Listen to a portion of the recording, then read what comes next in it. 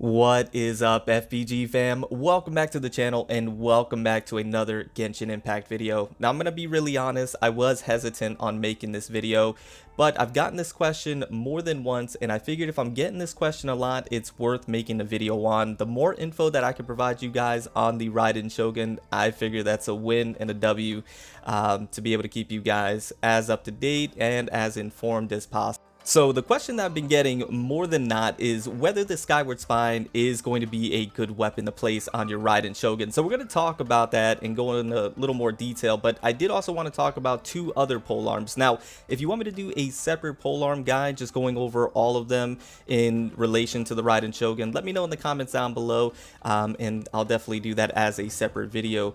But what I wanted to talk about are these three in particular for today. Now, the first one obviously is the Skyward Spine, and the other two is the 4-star that should be coming, and the best in slot weapon. Now, I can't go into detail about those other two just because their information hasn't been released by MiHoYo officially just yet, and you guys know me, I'm going to wait until I go into detail and specifics on those weapons per their passive and what they're doing. But I did want to talk to them because we're speaking about the Skyward Spine, so I wanted to have something to reference. Now, just really getting straight to the point with the Skyward Spine, it is going to work on the Raiden Shogun, and it's going to work out pretty well. The reason being is because you have the main stat of the energy recharge, which is something that you're going to want your polearm to have on your Raiden Shogun. It's just going to be really nice, and it's going to allow your Raiden Shogun to do more damage. And then the passive, it increases crit rate by 8% and increases normal attack speed by 12%. Additionally, normal and charge attack hits on opponents have a 50% chance to trigger a vacuum blade that deals 40% of attack as damage in a small AoE. This effect can occur no more than once every 2 seconds. So the passive is pretty decent. It's definitely not bad. Something that you can work with because increasing your crit rate is always going to be nice, and increasing your normal attack speed is going to be nice as well. And then having some additional damage going on also. These are all things that are super positive. And once again, the energy recharge on the main stat, really good. So the Skyward Spine is going to be a great option. It's gonna be a tough one, right? It's going to be a good option because if you have one just lying around and you don't plan on going for the best in slot for Raiden Shogun, or you don't have the means, the Skyward Spine is going to be a fantastic alternative. What was I gonna say beforehand? English is gonna be, it's tough today.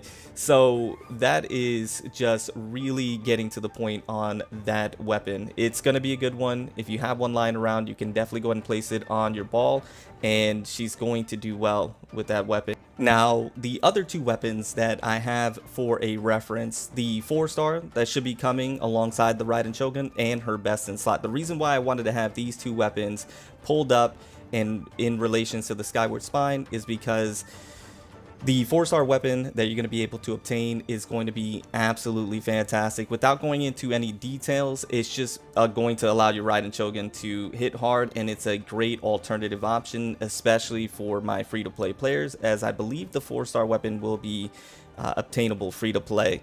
And it's going to have some really good stats in terms of the passive and the main stats. So it's definitely one that you're going to want to look at, and it will be a, once again, good alternative if you don't have the Skyward Spine as well and don't plan on going for the best in slot when it comes to the polearm. So the 4-star, absolutely fantastic, definitely one that you can look into, and is going to be, I think, competitive with the Skyward Spine, albeit I think the Skyward Spine is still going to inch it out maybe slightly. The new 4-star weapon is going to be right there, and it's not going to be far off, especially if you're able to R5 it. That's going to be fantastic in relations to an R1 Skyward Spine, so that's something to note. But the last thing is the best in slot weapon for the Raiden Shogun. This is just going to be far and away the best weapon that you're going to be able to place on her. Just what it's able to do within its passive is just too good. I mentioned this in a previous video. It's just too good, and I feel like it's very close to being irreplaceable in terms of the most optimal for your Raiden Shogun, right? If we're talking the most optimal, that is going to be the one, and it's not really a competition. Now, once again, the 4-star that's coming and the Skyward Spine, fantastic alternatives. Do not misunderstand me. Definitely great options. Definitely is going to work. That's for sure. But the best in slot weapon, it's just providing way too much in terms of its passive and what it's going to be able to do. And it synergizes with the Raiden Shogun's kit just far too well. So that is that. But to answer the question that I've been getting, the Skyward Spine, is it going to be good with the Raiden Shogun? Can I place it on her? Most definitely. It's going to work out absolutely fantastic. Once again, especially if you have one just lying around, and if you don't plan on going for the best in slot, or you don't have the means to, go ahead and place the Skyward Spine on her and you'll do perfectly fine. But once again, if we want a more, in-depth guide on the other polearms or just polearms in general for the Raiden Shogun, let me know in the comments down below. Also, let me know in the comments down below, which weapon are you going to place on your Raiden Shogun when you obtain her and when she drops. I'm curious to find out. Anyways, guys, I'm going to go ahead and get on out of here. I know it's a bit of a shorter video today. I do hope you enjoyed. Hopefully it was informative, and hopefully my English wasn't too bad that you couldn't follow. I'm going to go ahead and get on out of here. Remember to stand out, be different, have fun, go further beyond in everything that you do. And until next time, my boys, until next time, it's your homie Cody GT, and I'm out. Bye, guys.